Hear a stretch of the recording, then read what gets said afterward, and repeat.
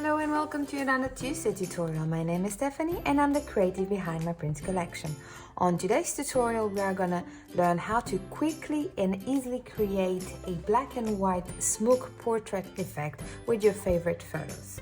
If you want to download a sample of this brush, please check the link down below to grab yours. So without further ado, let's jump into today's tutorial. Let's open the Procreate app and we are gonna open a new canvas screen size. And for this project you can use any photo that you want, any of your favorite photos. I have a royalty photo that I got from a website.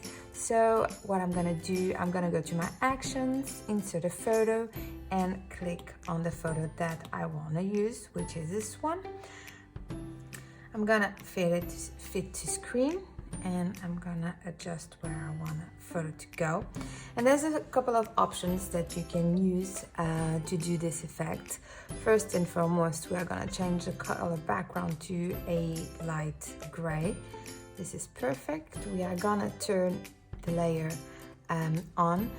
There's a couple of ways that you can do. One of them is you can create a new layer, fill the layer with white, and then with the eraser tool you're gonna use that sample brush of the smoke and you can start stamping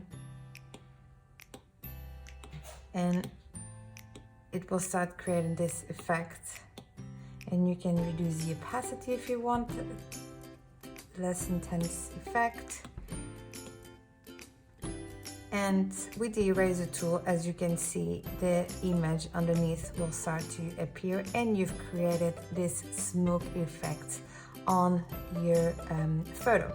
Another way to do this is, let me turn this off, is go to your layer and click over here and create a mask. When the mask is entirely white, it will show what's underneath the layer, but if you select the color black and paint the layer mask, it will mask the entire layer. So now to reveal the photo underneath, you're gonna select the color white, you're gonna use the brush and you're gonna start stamping. So for this kind of art, what I suggest is take your time and you can stamp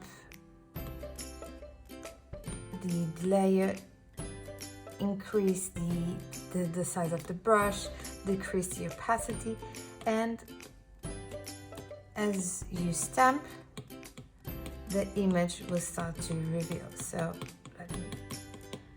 and there you go.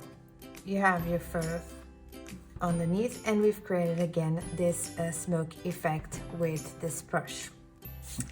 I hope you enjoyed this quick and easy tutorial. Make sure to check out the link down below to grab your free sample of my fire and smoke brush. And if you like this kind of videos, make sure to hit that subscribe button and turn your notifications on. A brand new video will be posted every Tuesday.